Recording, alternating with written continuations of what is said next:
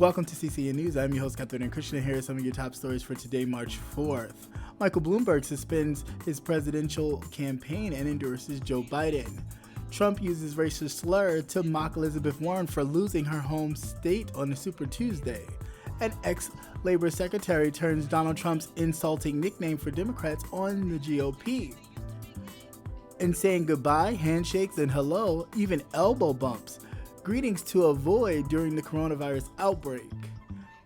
And a Checkers employee shoots a customer who complained about a wing order.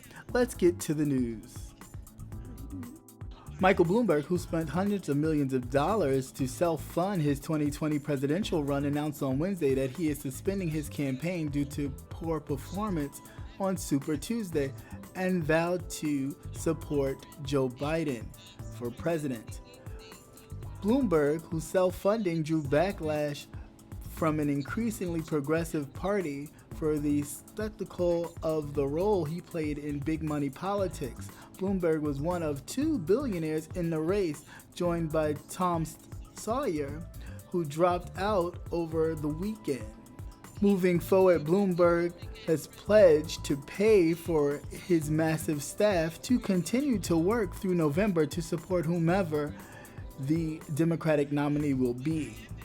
Results came in on the evening of Super Tuesday, with Joe Biden and Bernie Sanders appearing to set to collect the lion's share of delegates. The president found time to mock Ms. Warren after she was projected to even fail her home state. He said Elizabeth Pocahontas Warren, other than Minnie Mike, were the losers of the night. She didn't even come close to winning her home state of Massachusetts. He went on to say, well, now she can sit back with her husband and have a nice cold beer. The president had frequently been criticized for using the words to refer to the Democratic senator from Massachusetts, mocking her over her claim to have Native ancestry.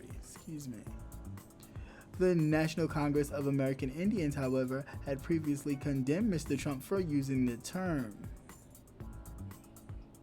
He referred to the 70-year-old Democratic hopeful as Pocahontas, the reports say.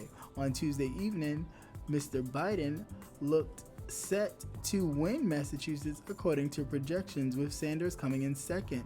In a clip released on his YouTube channel Tuesday, Robert Reich, who served under the former President Bill Clinton, ripped Senate Majority Leader Mitch McConnell, Republican out of Kentucky, and his gang of do-nothing Republicans for refusing to take up hundreds of bills passed by a Democratic-controlled House. Trump has repeatedly ranted about the Democrats being the do-nothing Democrats on Twitter and in his campaign rallies. Robert Reich mentioned that just some of the bills lying in Mitch McConnell's legislative graveyard and highlighted how McConnell appears to be focused instead on ramming through a spear of unqualified, hyper-partisan judges who will shape the courts for decades to come. America used to have a Senate that served the people, but under Mitch McConnell's leadership, what was once the world's greatest deliberative body has become a partisan circus. He also added, he and his Republican colleagues have done nothing to benefit the American people, ignoring the voices of their constituents to serve at the will of President Donald Trump and the Republican fat cats. History will not be kind on them in its conclusion. As the coronavirus spreads in the United States, killing at least 6 and infecting more than 100 as early as Wednesday, people are beginning to get more creative with their social interactions as they try to find the best ways to avoid contact. Shaking hands are popular among coworkers, classmates, acquaintances inside professional settings, but health experts warn that shaking hands is a primary way to spread the coronavirus. Friendly kissing. In other countries, health officials are advising to the public to avoid friendly kissing or a quick peck on either one or both cheeks as a way to say hello. Fist bumping and high fives.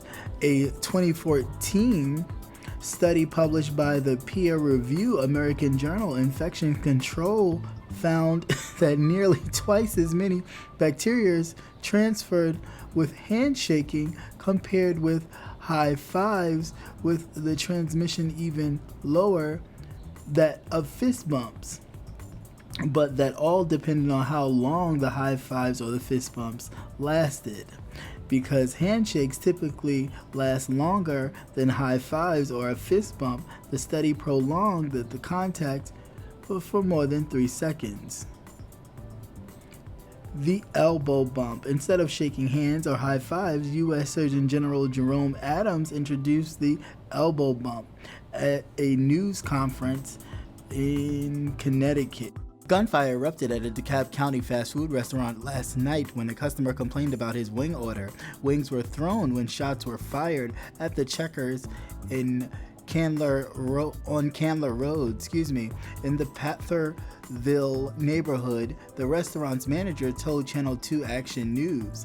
The customer, a man in his late 30s, was shot once in the upper body.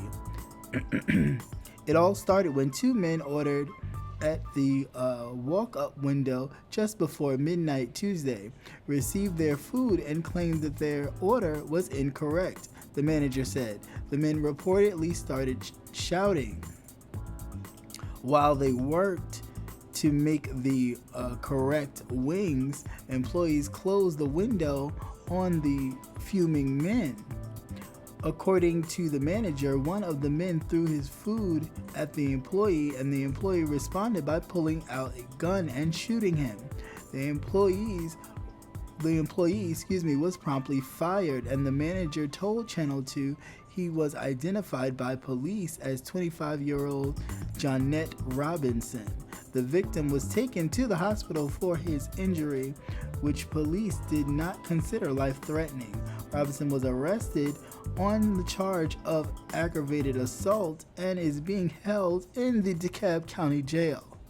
And once again, thank you for watching CCN News. I am your host, Captivating Christian. And as always, be the change you want to see. If you want change, the change starts with you. As always, please like, share, and subscribe. And leave comments below. I would like to hear what you think about these stories and more. All right, have a good day. Peace.